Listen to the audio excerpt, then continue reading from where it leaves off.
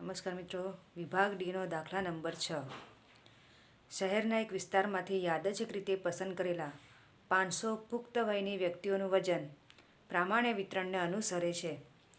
આ વ્યક્તિઓનું સરેરાશ વજન 55 કિગ્રા એટલે કે મધ્યક 55, પ્રમાણિત વિચલન 7 કિગ્રા છે, સિગ્મા 7. બે પ્રશ્નો છે. તે વિસ્તારમાં 41 કિગ્રા અને 62 કિગ્રાની વચ્ચે વજન ધરાવતા વ્યક્તિઓની સંખ્યાનું અનુમાન કરો. તે વિસ્તારમાં 41 કિગ્રાથી ઓછું વજન ધરાવતી વ્યક્તિઓની સંખ્યાનું અનુમાન કરો. સૌ પ્રથમ તો તમે રકમ ફરી જોઈ લો. રકમની અંદર એક્સની બે કિંમતો આપી છે, 41 અને 62, જેને આપણે Z1 ને Z2માં રૂપાંતર કરીશું. તો પહેલી x1ની કિંમત 41 છે. Z1નું સૂત્ર x1 માઇનસ મ્યુ ભાગ્યા સિગ્મા. 41, મ્યુની કિંમત 55, સિગ્માની કિંમત 7, કે -14 ભાગ્યા 7 -2. Z2 62 માઇનસ 55 ભાગ્યા 7, 7 ભાગ્યા 7 1. એટલે કે આપણે આ પ્રમાણે લખીશું: -2 થી 1 સુધીનું ક્ષેત્રફળ. આપણે ક્યાં સુધીનું ક્ષેત્રફળ શોધવાનું છે? -2 થી 1 સુધીનું ક્ષેત્રફળ. અને લખાશે કઈ રીતે? તો સૌથી પહેલાં -2 થી 0, પછી 0 થી 1. આ રીતે લખીશું: -2 થી 0 સુધીનું ક્ષેત્રફળ, 0 થી 1 સુધીનું ક્ષેત્રફળ, અથવા તો 1 થી 0 સુધીનું ક્ષેત્રફળ. જેમ લખો એમ ચાલશે.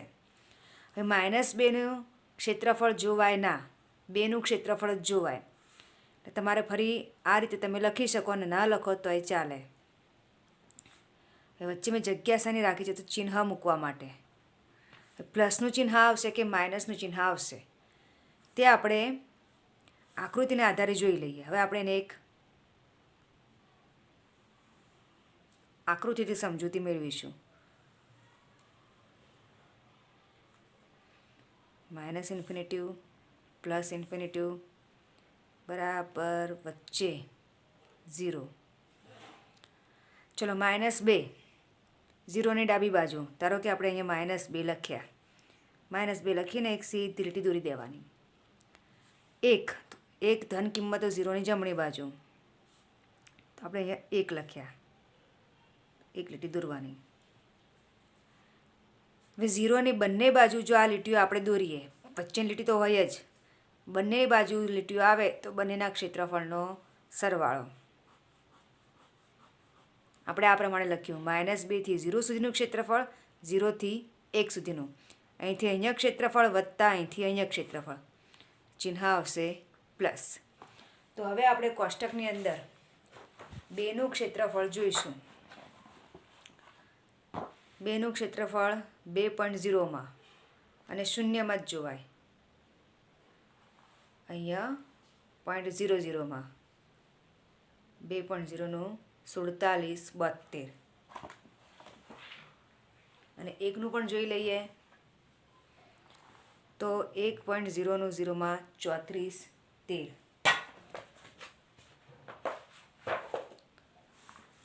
0.47, 72, 0.34, 13. બંનેનો સરવાળો 0.81, 85. આ તો આપણને ક્ષેત્રફળ મળ્યું, સંભાવના મળી. હવે આપણે વ્યક્તિઓની સંખ્યા શોધવાની છે.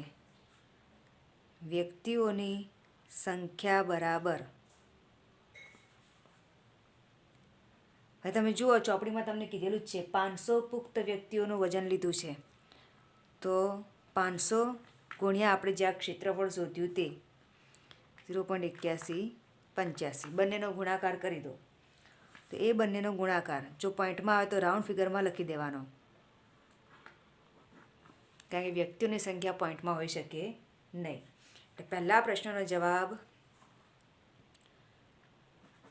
409 વ્યક્તિઓનું વજન 41 કિલોગ્રામથી 62 કિલોગ્રામની વચ્ચે હશે.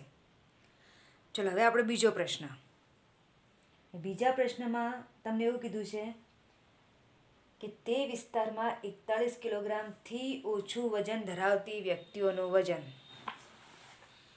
41 કિલોગ્રામથી ઓછું, એક્સની એક જ કિંમત આપી 41 થી ઓછું, 41 કિલોગ્રામથી ઓછું એટલે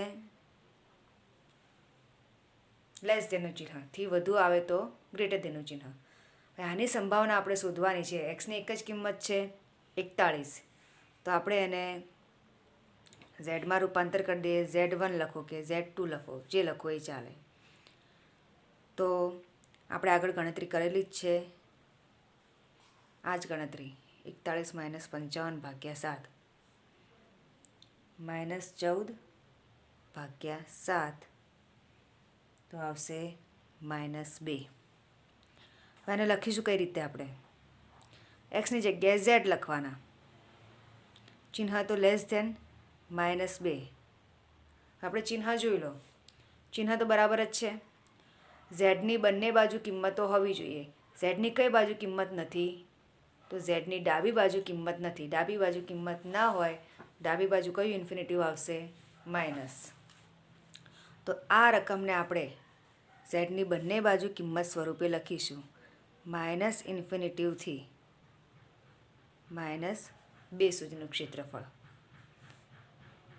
કોઈ રકમ ના હોય તો બીજી રકમ તો કઈ લઈ લેવાની? ઇન્ફિનિટિવ. ચિહ્નને આધારે નક્કી થાય કે ઝેડની કઈ બાજુ રકમ ખૂટે છે. ડાબી બાજુ ખૂટે તો -ઇન્ફિનિટિવ, જમણી બાજુ ખૂટે તો +ઇન્ફિનિટિવ. ચલો હવે આપણે -ઇન્ફિનિટિવથી 0 સુધીનું ક્ષેત્રફળ અને 0થી -2 સુધીનું, અથવા તો -2 પહેલાં લખો, 0 પછી લખો તોય ચાલે, એનાથી કોઈ ફરક પડે નહીં. 0થી -ઇન્ફિનિટિવ લખો તોય ચાલે.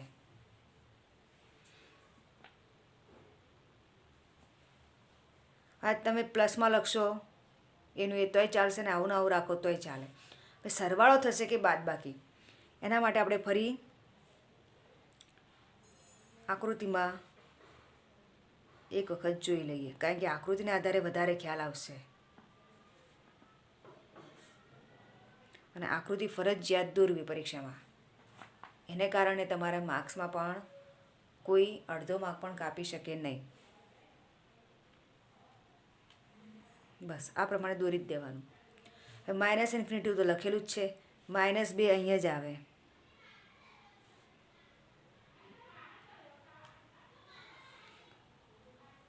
જો અહીંયા કોઈ લીટી દોરવાની નથી આપણે, અહીંથી અહીંયા સુધીનું ક્ષેત્રફળ. 0ની પેલી બાજુ આપણે કોઈ લીટી દોરી નથી. આટલું ક્ષેત્રફળ દર્શાવવાનું છે. લખ્યું શું છે? ઇન્ફિનિટીથી 0, 0થી -2, એટલે કે 0ની એક જ બાજુ, કોઈ પણ એક જ બાજુ આપણે લીટીઓ દોરતા હોઈએ. આ ક્રોસમાં લીટી તમે જુઓ, 0ની ડાબી બાજુ જ છે, બંને બાજુ આવી નથી, એટલે કે આ બંનેના ક્ષેત્રફળની બાદબાકી થશે. બાદબાકીમાં મોટી કિંમત પહેલાં લખવાની. ઇન્ફિનિટિવ કિંમત હોય તો મોટામાં મોટી કહેવાય. ધારો કે આની જગ્યાએ 3 અને 2 હોય તો 3 પહેલાં આવે ને 2 પછી આવે. 1 અને 2 હોય તો 2 પહેલાં લખવાનું, 1 પછી લખવાનું. એ મોટી કિંમતનું ક્ષેત્રફળ વધુ આવશે. હવે ઇન્ફિનિટિવનું ક્ષેત્રફળ 5000 જ લખી દેવાનું, એટલે 0.5 હોય, પણ આપણે 4 આંકડામાં 5000 લખવાના. 2નું ક્ષેત્રફળ આપણે અગાઉ જોયેલું જ છે, 47 72. ચલો 5000માંથી 47 72 બાદ કરો, 0.0228. હવે 41 કિગ્રાથી ઓછું વજન ધરાવતી વ્યક્તિઓની સંખ્યા શોધવાની છે. કુલ વ્યક્તિઓ 500 અને સંભાવના 0.0228, એટલે કે 11 વ્યક્તિઓ આવશે. આ આપણો જવાબ. એટલે આ પ્રમાણે પરીક્ષામાં ગમે તે એક જ પ્રશ્ન હોય અહીંયા આપણે એક દાખલામાં 2 પ્રશ્નોના જવાબ શોધ્યા. હવે જો દાખલા નંબર 7, 8 અને 9 ગણવાના નથી. તો હવે જોઈશું આપણે દાખલા નંબર 10. 10મા દાખલાની ખાલી રકમ જોઈ લો તમે એક વખત. એક કારખાનામાં માસિક ઉત્પાદન એ સરેરાશ મ્યુ એકમ અને પ્રમાણિત વિચલન સિગ્મા એકમ હોય તેવા પ્રામાણ્ય વિતરણને અનુસરે છે. ઉત્પાદન 2400 એકમ અને 1800 એકમ હોય તે માટેના ઝેડ પ્રાપ્તાંકો અનુક્રમે 1 અને -0.5 છે. તો વિતરણના મધ્યક અને પ્રમાણિત વિચલન શોધો. જુઓ અહીંયા તમને x1 2400 આપેલા છે, x2 1800. Z1ની કિંમત 1, Z2ની કિંમત -0.5 અને મ્યુ અને સિગ્માની કિંમત શોધવાની છે. તો આપણે ઝેડનું સૂત્ર લખીશું. ઝેડનું સૂત્ર છે x - મ્યુ ભાગ્યા સિગ્મા. ઝેડની પહેલી કિંમત લઈ લઈએ આપણે 1, એક્સની પહેલી કિંમત 2400, મ્યુની કિંમત નથી, સિગ્માની કિંમત નથી. બરાબર. સિગ્મા ગુણ્યા 1 આ બાજુ લાવતા, તો સિગ્મા બરાબર 2400 - મ્યુ.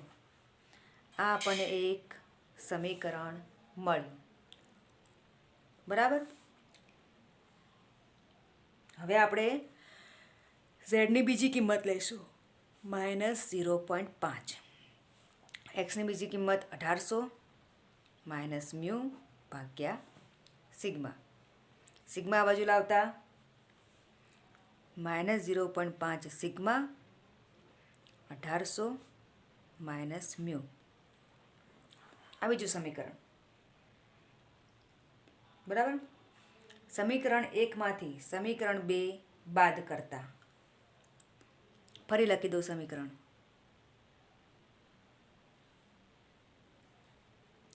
સિગ્મા ઘણો મોટો થઈ ગયો. -0.5 સિગ્મા 1800 - મ્યુ. હવે તમે જુઓ માં મ્યુની કિંમત સમાન છે 1, 1, પણ અહીંયા માઇનસ છે, ઉડાડવા માટે અહીંયા પ્લસ કરવું પડે. આનું ચિહ્ન બદલો તો આનું ચિહ્ન પણ બદલાય. પ્લસ છે માઇનસ થાય, માઇનસ પ્લસ થાય, આ પ્લસ થશે. બરાબર. હવે આપણે મ્યુ ઉડાડી દઈએ તો આ બંનેનો સરવાળો 1.5 સિગ્મા, બંનેની બાદબાકી 600. એટલે હવે આપણને સિગ્માની કિંમત મળશે. સિગ્મા બરાબર 600 ભાગ્યા 1.5. માટે સિગ્માની કિંમત મળશે 400. સિગ્માની કિંમત મળ્યા પછી કોઈપણ સમીકરણમાં સિગ્મા મૂકતા આપણને મ્યુની કિંમત મળશે. આપણે પહેલું સમીકરણ લઈ લઈએ 2400 - મ્યુ, કે 400 બરાબર 2400 - મ્યુ. મ્યુ આ બાજુ લાવતા પ્લસ 2400 - 400, પ્લસ 400 સામે લઈ જતા માઇનસ. માટે મ્યુની કિંમત 2000 થશે. સિગ્માની કિંમત 400,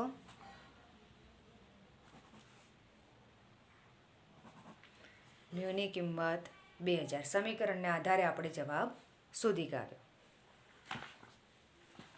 ચલો ત્યારબાદ આપણે જોઈશું, જો દાખલા નંબર 11 તો ગણવાનો નથી, તો હવે જોઈશું આપણે દાખલા નંબર 12.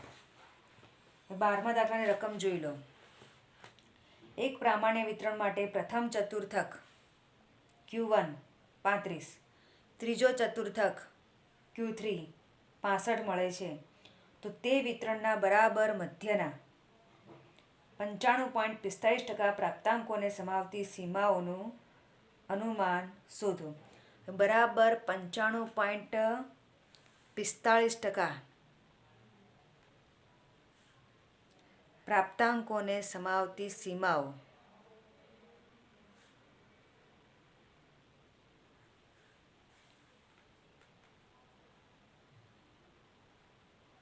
હવે આના માટે તમારે ગુણધર્મ યાદ રાખવો પડે. 95.45% એટલે કે 0.9545. તમે ગુણધર્મમાં જોશો તો આ પ્રમાણે લખેલું હશે કે આની વચ્ચે આવતા પ્રાપ્તાંકોનું ક્ષેત્રફળ કેટલું હશે? 95.45% અથવા તો 0.9545. આ કિંમત ગુણધર્મના આધારે તમારે નક્કી કરવી પડે. બરાબર. તો હવે અહીંયા Q1 અને Q3 આપેલા છે, તો આપણે અહીંયા પહેલાં તો M શોધીશું. હવે M એટલા માટે શોધવાનો છે કારણ કે આપણે ચતુર્થક વિચલન શોધવાનું છે.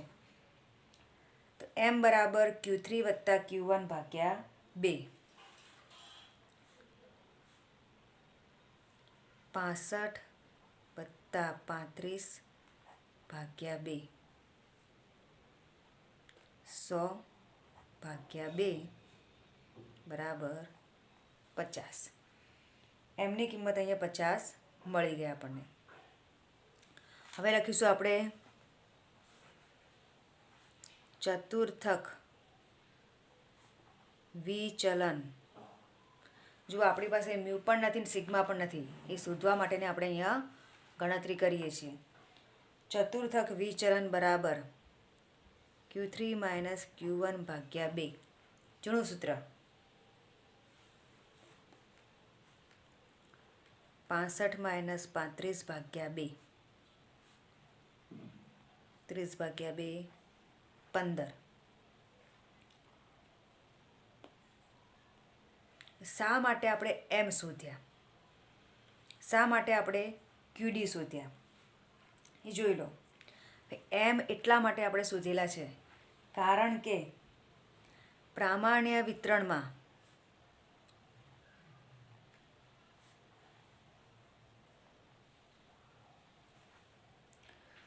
મધ્યક બરાબર મધ્યસ્થ હોય છે, માટે મ્યુ પણ કેટલા કહેવાશે? 50. આપણી પાસે માહિતી આટલી જ હતી એટલે આપણે M શોધ્યા. જે M આવે એ જ શું કહેવાશે? મ્યુ. હવે સિગ્મા શેના આધારે મળશે? તો ચતુર્થક વિચલનને આધારે મળશે. ચલો તો ચતુર્થક વિચલન 2/3 સિગ્મા.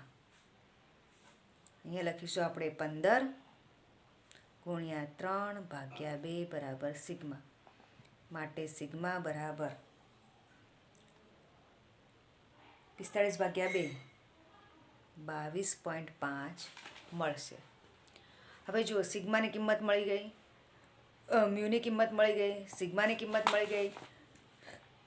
તો આની અંદર આપણે મ્યુ અને સિગ્માની કિંમત મૂકી દઈશું.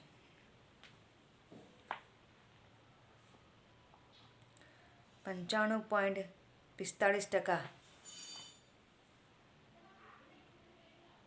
પ્રાપ્તાંકોને સમાવતી